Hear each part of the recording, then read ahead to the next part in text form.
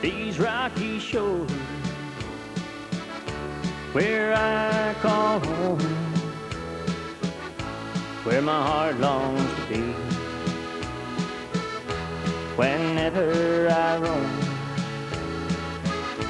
it's these rocky shores, it's where I long to be. Yes, it's these rocky shores, they are home to me. Whenever I leave here, it hurts me so, with tears in my eyes. Oh, I hate to go. There ain't no work, and the kids need new clothes. The bills need paying, so I must go. These rocky shores,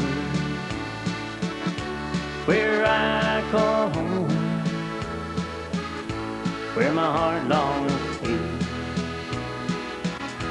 Whenever I roam, yes, these rocky shores, it's where I long to be. Yes, these rocky shores, they're home to me.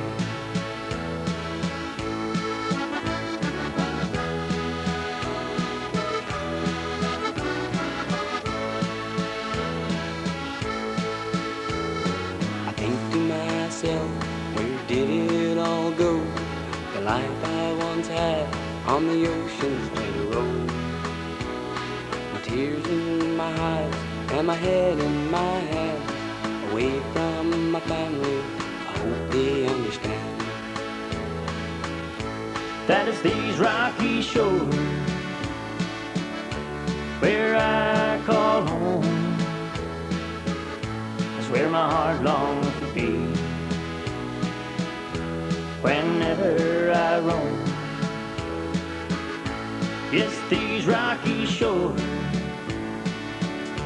where I long to be. Yes, these rocky shores, they are home to me. Yes, these rocky shores, they are home to me.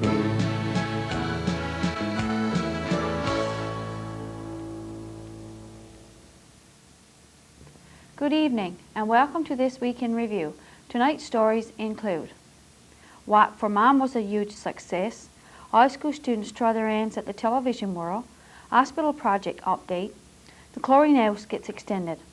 These stories plus community events, the BBS Playbill, After Rack and more coming up after these audio safety messages from Mr. Milton Batcher's grade 6 class.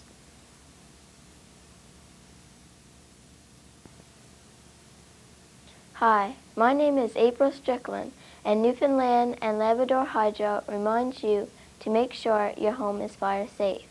Check and test your smoke detectors and replace them on a regular basis. Prepare and practice a fire escape plan with you and your family. Remember the number for your fire department and realize safety begins at home.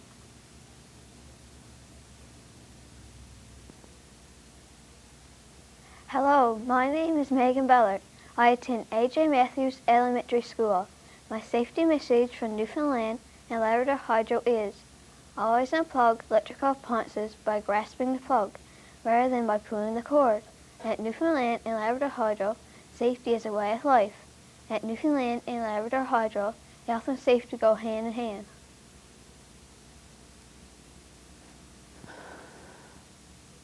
The first Walk for Mom was held on Sunday, May the 9th, and it was a huge success.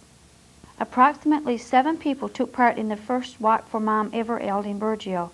The walkers got underway about 1 p.m. They walked from the community center to Missers and across the Missers Bridge. They continued on down the road past the Rift Store and across the Island Bridge. Then they made their way back to the town office, past the Scotiabank, and on up to the community center. Back at the center, refreshments waited for them to enjoy. Biddy Warren and Harriet Williams, 2 of the organizers, thanked all the people for their support and at a prize draw. Thank everyone from the bottom of our hearts. We'd like to thank everyone from the bottom of our hearts for coming out and supporting this worthwhile cause. Cancer affects each and every one of us here today, whether it be our parents, our brothers and sisters, or some friend, our next door neighbor. You know, it's always somebody affected in this way. We should be very proud to live in this community today. So we have raised $2,237.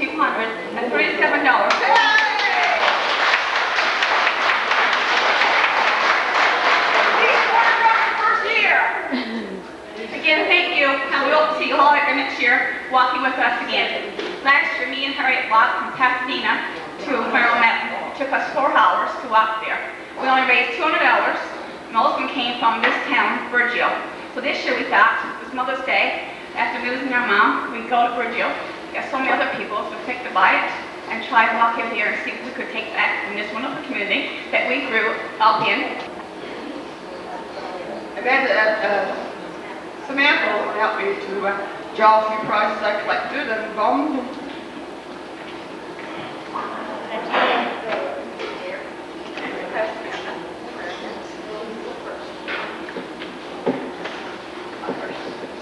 We're going to draw for what? A t-shirt? Okay. Our youngest pledger. Marjorie Lee. Okay. Okay, let's go and do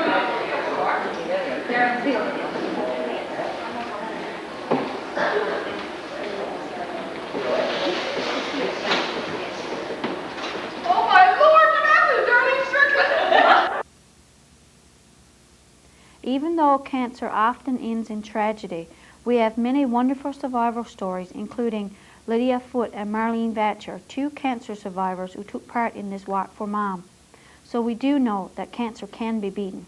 On Wednesday and Thursday of this week, we took part in a 2-day workshop with 16 of Mr. Ken Benight's Communications Technology class. Mr. Don Murphy from the College of the North Atlantic facilitated the workshop. The first day, the students learned how to check their equipment before going out into the field, different ways of presenting information, and some hints on videotaping. We discussed storyboards. This is when you do your story or video on paper before you take your video shots. This way, you don't forget to film something important to your video. We broke into groups and went outside to do an in-camera edit. This is when all the information is filmed all at once. We then looked at the film footage and talked about what we did wrong. On a plain piece of paper, and then they just videotape it. Videotape that? Yeah, they got it right there. Look, baiting trout. Okay? That's how simple it can be to do a good title.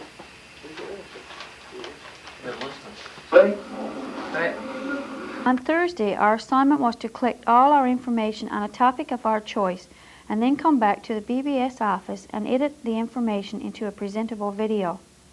Because we only had a limited amount of time to work, only one video was completed. Here's a clip of the video done by Billy Melbourne, Christopher Warren, Lindy Tucker, and Maurice Warren.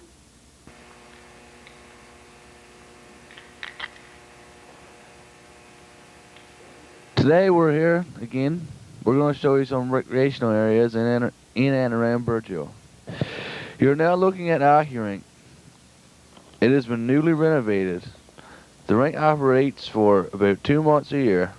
We are hoping to get an arena in this area in the near future.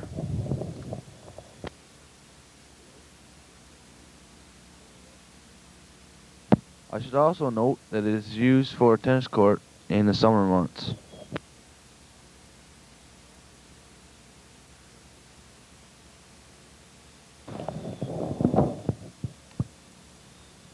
This is our ball field. It has been newly renovated, but has been there for over 30 years.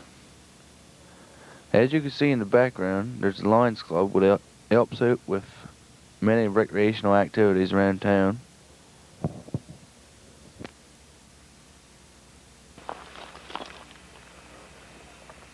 Here we have another great recreational area. This is a ski trail. The other groups will edit their videos at a later date. On Friday of this week, we visited the hospital to see how the helicopter pad project was coming along. The shed at this end of the hospital is completed. Here is where things like the lawnmower and the snowblower will be stored.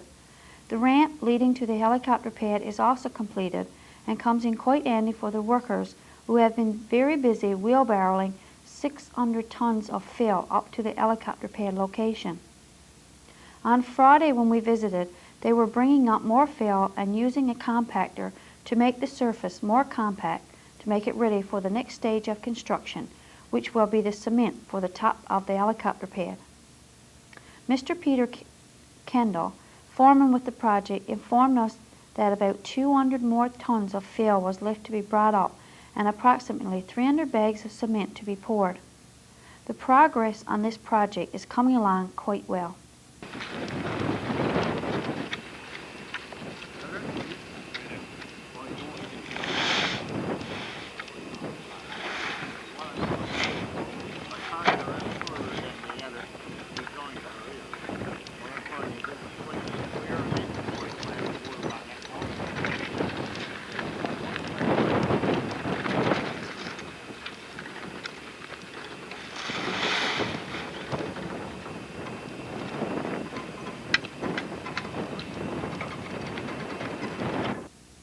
Stay tuned for more of This Week in Review coming up after these audio safety messages from the grade 6 class.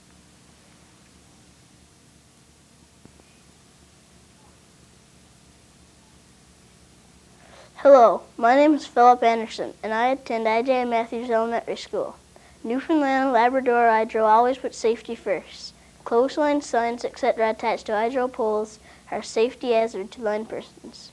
Please keep our employees safe by removing any attachments to hydro poles and a safe summer.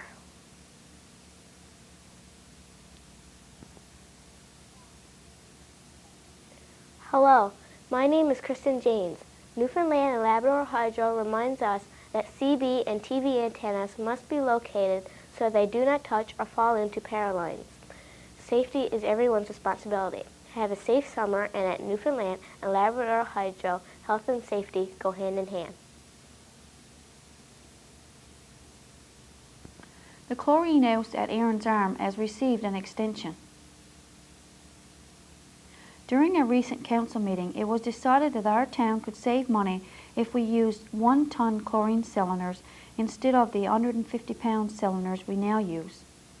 Of course, this meant that the existing structure had to be expanded to make more room for the 2 1-ton cylinders soon to be installed. The extension measures 2 feet by 12 feet was added and has since been completed. Sometime during the week, Council was informed that our water reservoir at Long Pond had some new tenants. Apparently, 2 beavers had moved in and set up residence in the town's water supply. The Town Council contacted the Wildlife Division to remove the beavers. One of our local trappers, Terry Rose, was asked to evict the varmints. Mr. Rose chose to use a live trap to try and catch the beavers and move them to another location. On Friday morning, one of the beavers was apprehended and relocated to a pond further in the road. Mr. Rose set the live trap again on Friday night and early Saturday morning was successful in capturing the second beaver. This one was also relocated to the same pond as the first beaver.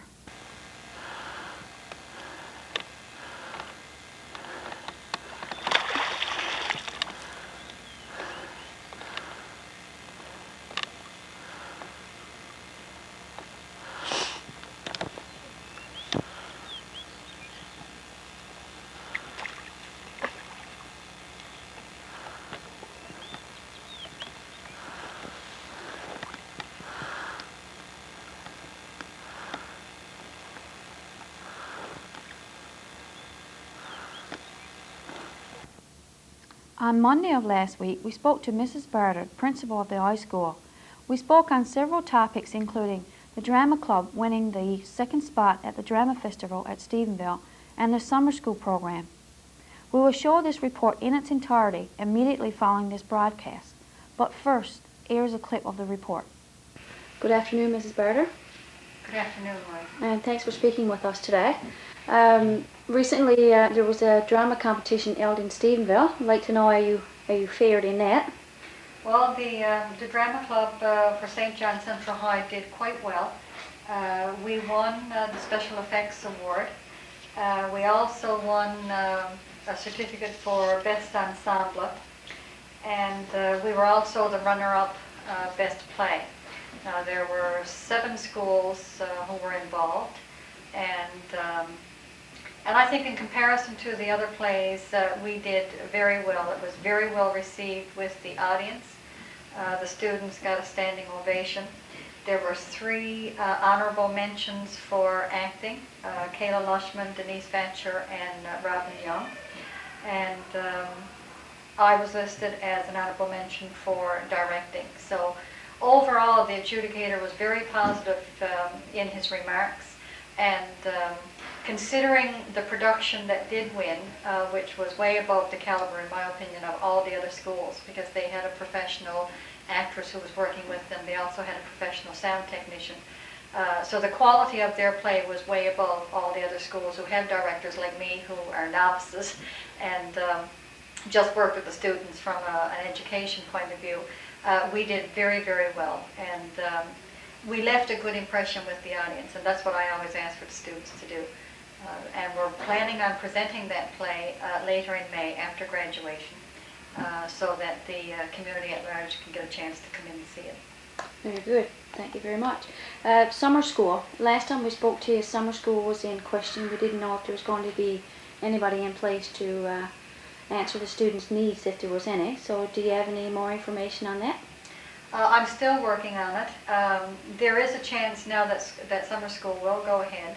I won't be in the community during July month, but Mrs. Pink has agreed that if we can get the people to do the teaching, that she would come down, for example, and initiate those students and tutors into the summer school practice.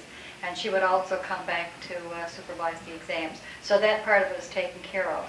And I'm working in consultation now with Teresa Peterson, who is applying for a couple of SWAF students or summer student programming to hire some students, and we may be sharing, employee-employer sharing between the school and the development office. Besides that, I have also put in an application for 3 workers. And so at this point in time, it looks promising, and more promising than when I was last talking to you. You announced last time that you were retiring from a position as principal. Have any idea who is going to be filling that spot? At this point in time, no, I have no idea. I do know that the interviews were held today, Monday, May 3rd, and it will probably be taken to board office Wednesday night for the school board meeting to be approved. And by Thursday or Friday, I expect to hear confirmation as to who that person is. Right now, I'm anticipating that it will be someone from outside of the community. Very good. Stay with us for Off the Rack, the community events, and the BBS Playbill, all after these audio safety messages.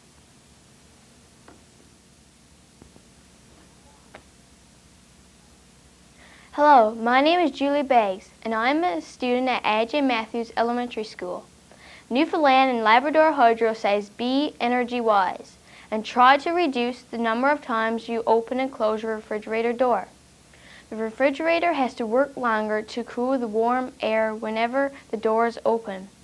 Also place your refrigerator away from heat sources, such as a stove or direct sunlight, and ensure that the door seal is airtight.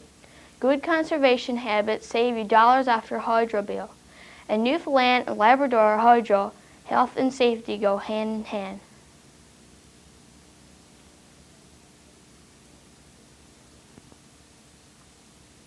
Hello, my name is Jason Moore, and I attend A.J. Matthews Elementary School. My safety message from Newfoundland and Labrador Hydro is always obey the danger high voltage signs. Never climb a hydro tower or substation fences. Treat electricity with respect and avoid the shock of a lifetime. At Newfoundland and Labrador Hydro, health and safety go hand in hand. Off the rack. This week as we scanned our tape rack, we came across a tape of a cadet annual inspection. Let's look back to June 1991.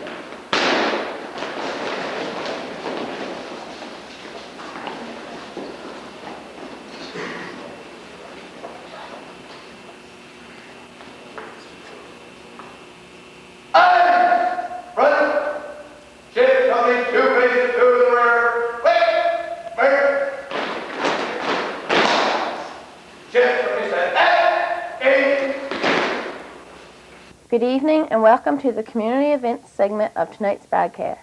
I'm Jennifer Marks. The Recreation Commission TV Bingo was won by Shirley Parsons and Terry Walsh. Congratulations to you both. The bank staff ticket draw was won by Bertha Warren. Congratulations, Bertha. The Resident Family Council tickets draw winners were Claudine Han, Darlene Kendall from Ramya, and Marge Han. Congratulations to you all. The Sand and Sea Festival t-shirts and caps have arrived. Adult t-shirts are $15, youth $12, and ball caps are $10. If anyone would like to purchase any of these items, please call Paulette at 886-2830. Would you like to learn the most important skills necessary to succeed in today's competitive tourism hospitality industry? Through the Superhost Seminar, you will learn the skills that make your service stand out and keep your customers coming back. This one-day seminar is scheduled for June 23rd from 9:30 a.m. to 4:40 p.m. Seminar fee is $45 plus HST per participant. For more information, please call Teresa at the BDDB office at 886-2302. The Lions and Sea Cadets will be having a toonie drive on Monday, May 17th, starting at 7 p.m. Our proceeds will go towards getting a bus for our hospital. Please support this worthy cause. Have your toonie ready when we knock on your door. The Family Resource Center will be closing for the summer on Thursday, May 20th. We hope you have a safe and happy summer. Again this year, the Alzheimer's Society will be holding a Walk for Memories. The walk will take place sometime between May 24th and Saturday, May 29th. If you are interested or would like more information, please call Jeanette Han at 886-3350. By supporting the Alzheimer's Society and our Walk for Memories, you are helping 5,000 Newfoundlanders and Labradorians and their families who are affected by Alzheimer's disease. Don't forget those who can't remember. If your group or organization has an upcoming event planned, we will be happy to advertise it for you. Just call the BBS office by Wednesday of each week and have items included in this portion of our broadcast. That concludes the community event segment of our broadcast. See you next week. BBS Playbill. Tune in on Tuesday at 7 p.m. for a rebroadcast of Pansy's Garden. On Wednesday, we'll have the second part of the anti-violence skits performed by the Level 3 students for the high school level. Tune in on Thursday when we have a rebroadcast of the final bandwagon for the season. Join Pansy and the gang for 2 stories of craft and lots of fun on Saturday morning at 11 a.m. on Pansy's Garden. Next Sunday at 6:30 p.m. we will have a worship service from the Faith United Church with the Sounds of Joy. And I'll be here again next week with This Week in Review. Please stay tuned now for the high school report and the bandwagon. For This Week in Review, I'm Marie Rose. Good night.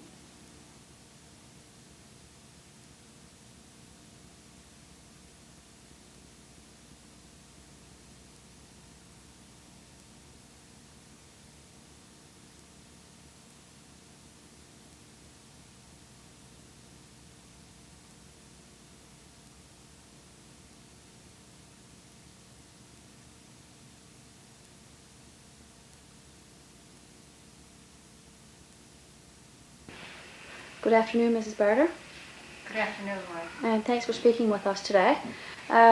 Recently, there was a drama competition held in Stephenville. I'd like to know how you fared in that. Well, the drama club for St. John Central High did quite well. We won the Special Effects Award. We also won a certificate for Best Ensemble, and we were also the runner-up Best Play. There were 7 schools who were involved, and I think in comparison to the other plays, we did very well. It was very well received with the audience. The students got a standing ovation. There were 3 honorable mentions for acting, Kayla Lushman, Denise Vancher, and Robin Young. And I was listed as an honorable mention for directing. So overall, the adjudicator was very positive in his remarks, and considering the production that did win, which was way above the caliber, in my opinion, of all the other schools, because they had a professional actress who was working with them. They also had a professional sound technician. So the quality of their play was way above all the other schools who have directors like me who are novices and just work with the students from an education point of view. We did very, very well, and we left a good impression with the audience, and that's what I always ask for the students to do. And we're planning on presenting that play later in May after graduation, so that the community at large can get a chance to come in and see it. Very good. Thank you very much. Summer school. Last time we spoke to you, summer school was in question. We didn't know if there was going to be anybody in place to answer the students' needs if there was any. So do you have any more information on that? I'm still working on it. There is a chance now that summer school will go ahead. I won't be in the community during July month, but Mrs. Pink has agreed that if we can get the people to do the teaching, that she would come down, for example, and initiate those students and tutors into the summer school practice.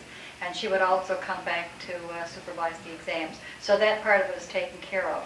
And I'm working in consultation now with Teresa Peterson, who is applying for a couple of SWAF students or summer student programming to hire some students, and we may be sharing, employee-employer sharing between the school and the development office.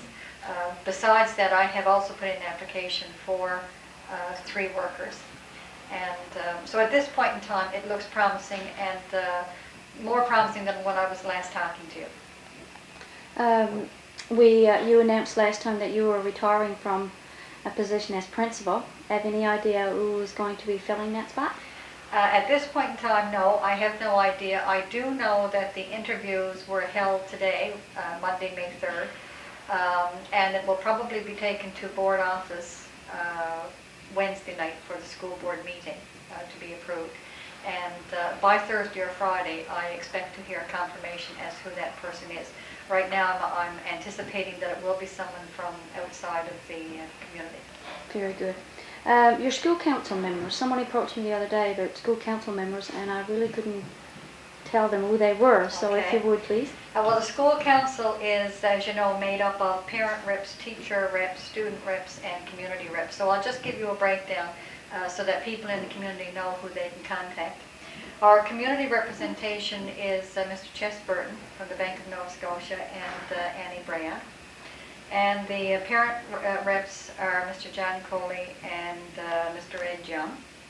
And our staff reps is Mrs. Doris Pink and Mr. Corey Penny. And then the student reps is Mr. Billy Milburn and Miss Jody Sims. And I'm on as ex officio for principal. So anytime there's an issue or anything that comes up that a parent wants to question or put forth a concern or whatever, that they can do so with any of these members. Do we have a representative from our town on District 4 School Board? The representative, it doesn't come directly from the community. We did. Ann Parsons, up until a couple of years ago, was our community rep. However, Burgeo and Ramia is under the same zone or area for board reps. So you only get one who services, I guess, Franceway, Ramia, Grey River, and Burgeo. And so the Southwest Coast rep, I guess, for this area is Mr. Sam Fyender, who resides in Ramia. Okay. There's a science criteria reference test. I assume that's the proper name for students ages 13 to 16 coming up. There seems to be this time of the year and probably in September all kinds of language, French, math tests coming up, doing with whatever. Are those tests mandatory for students? Can they refuse those? No, those tests, this particular one you're talking about is called the Intermediate Science Assessment, and it's done with a selected group of 13-year-olds and 16-year-olds. Most of your 13-year-olds, of course, are in grade 9, grade 8 or 9, and then the 16, of course, are in senior high. Those are put out by the Department of Education, and so you can't refuse them. What they do is they compare your school to other schools in your district and then to other schools in the province. So it kind of gives you a benchmark as to whether this particular school, for example, is measuring up to the other criteria that the other schools are doing, and whether we are at a place where the department thinks we should be when it comes to science objectives. Now, the same thing happens for French and language and math, and it's usually done at the grade 9, grade 12 level sometimes. Sometimes it's for 13-year-olds and 16-year-olds who are randomly selected. All of the criteria reference and assessments are compulsory if the department sends out and asks for us to do them. It's like the Canadian Test of Basic Skills. You can't opt out of them. We have very few that we can opt out of. The ones that we can opt out of are the ones that sometimes benefit the students the most, because they're like the Pascal math, for example. The kids write a competition with other students right across Canada. Now, getting a certificate or placing in a certain number for that math goes on their cumulative record and can be used if they're looking for a reference to get into university or a reference for a job. I mean, if you tell someone that you've won a medal for performing in a math competition, then that has a bearing on telling you something about that student. Those we encourage the students to get involved, and in most cases, if we have a class, for example, that we think is going to do fairly well, we ask the math teacher to give it to the whole class. Those are very few. Those types of math is one that we've done every year. We've had several awards for math competitions, but generally, they are of the criteria reference or Canadian Test of Basic Skills types of tests that we're expected to do because of Department of Education demands. So how accurate are those tests? I know from hearing young people talk about, oh, we got one of those stupid tests again, I'll just flick through it and not pay attention to what I'm doing because I really couldn't be bothered. So really, how accurate are the results, do you think? Well, you'll get mixed reaction to that question. Some people will say that they don't bear up to what's actually going on in the school. I mean, you ask some educators who are working in the classroom, they'll say it has no bearing. The Department of Education finds them very important. I know when I make up, or complete, because I don't make it up, I've got to follow a template by the department. But when I fill out that report card form, some of the questions they will ask is, how did this school measure up to the other schools in relationship to the Canadian Test of Basic Skills? Or how did we do in the science assessment? What weakness did we see? What are we going to do about it? So that's one of the reasons, I guess, why they're mandatory, because the government is saying the schools have to be accountable for what they're teaching.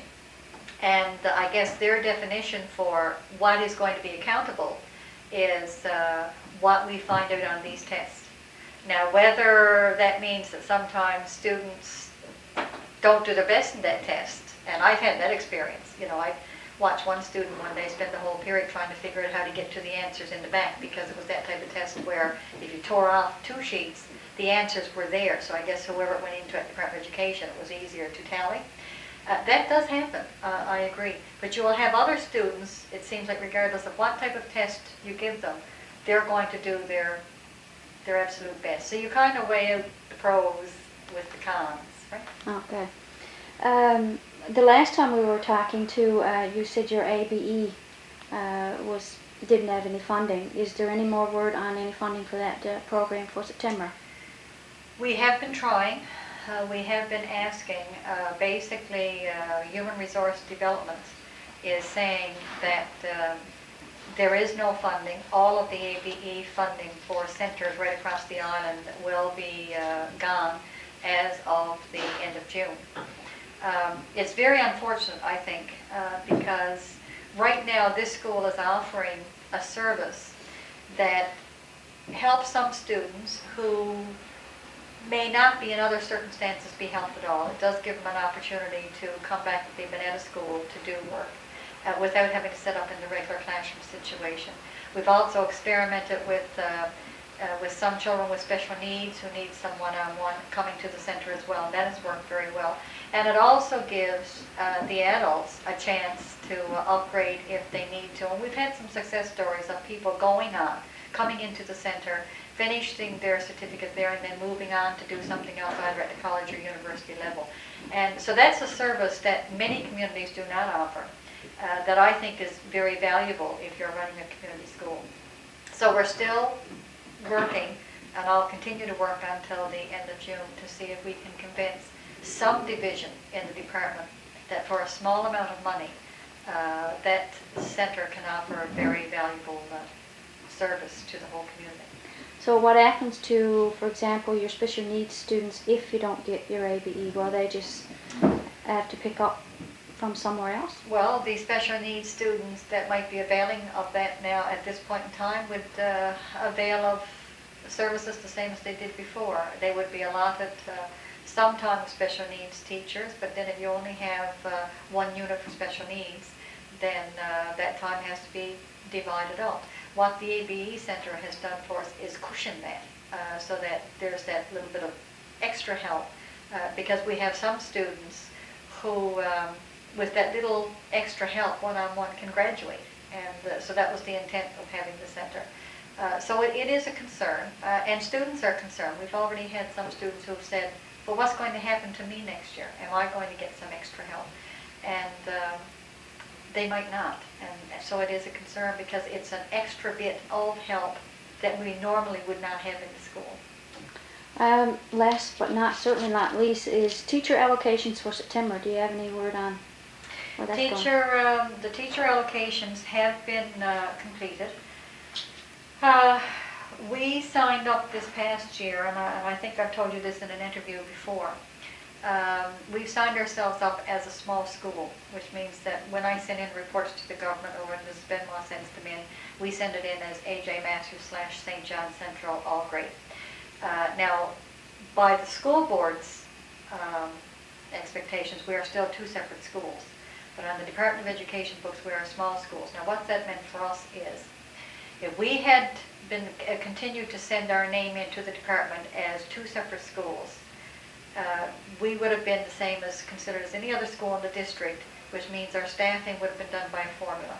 And if we had to use that formula, instead of having 20.75, which is what we have this year in both schools combined, we would have had about 16.55. So we stood to lose approximately 4 teachers, anywhere from 2 to 4 teachers for sure. With this concept of being on the books with the Department of Education, we stand to hold our own. This year we have 20.75. We've been given for September 20.50. And the 0.25 that we're losing is the extra 0.25 help that we had for the hearing impaired. That is a concern to me, because again, that's a unique situation where our students do not go to school for the deaf. But with that small portion of unit, 1/4 unit, which is, minimal in my books, does a lot to support those students who have special needs. And so we're still arguing and pointing out the importance of that to the department, hoping that they're going to change their mind. So other than that, we will have the same number of staff that we have this year. And as a matter of fact, one of those units will be for guidance, which we don't have this year, which is a plus. Mr. Dunphy was away on leave for a year. He's coming back in September. According to the department formula, we're only supposed to have 0.50, and a 0.50 per person is hard to find, in the sense that it's difficult for someone to come in and only get 50% salary and pay rent and buy groceries, making half your wage. If your normal wage is $30,000, that means you make $15,000. And guidance counselors are hard to come by, which means that you get very few applications as it is. But then if you're only offering for 50% or looking for 50%, you don't get any. And so we agreed with the board that we would take 50% between the 2 schools for our counseling, and they would give us another 50% for what they would call an educational psychologist. But it can be the same person because they do their degrees in that category. So Mr. Dunphy will be back full-time, 50% educational psychologist, 50% guidance. So that unit will be back. Very good. Is there anything else that you'd like to add or we forgot to cover? Well, I guess the other thing, not last but least, would be the third term results. And actually I have a staff meeting now in a few minutes where we will be going over these. But there is an improvement from the midterm, and that's good. I would like to see that now continue for June.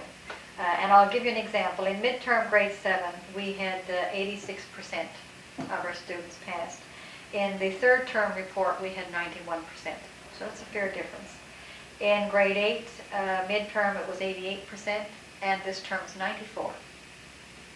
In grade 9, the midterm results were about 69%, and this term, they're 83%. In level 1, the midterm results was 78%, third term was 83%. Level 2, the midterm results was 83%, the third term was 81%. And level 3, we had 84% midterm, and that has increased to 88%. So overall, out of the 6 groups of students that we have, the level 2s were the only ones who dropped for their third term.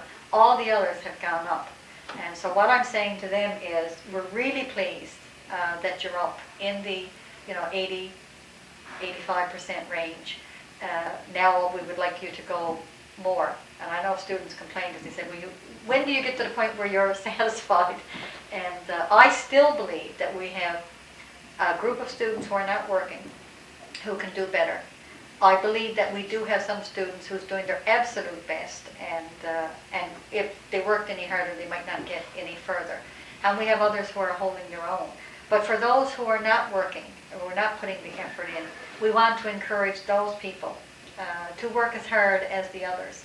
And I think then you'll find that these results will go up higher. So I'm anticipating that the results are going to be better still in June, which would be quite pleasing for everyone. Okay, we'd like to thank you for speaking with us today. You're welcome.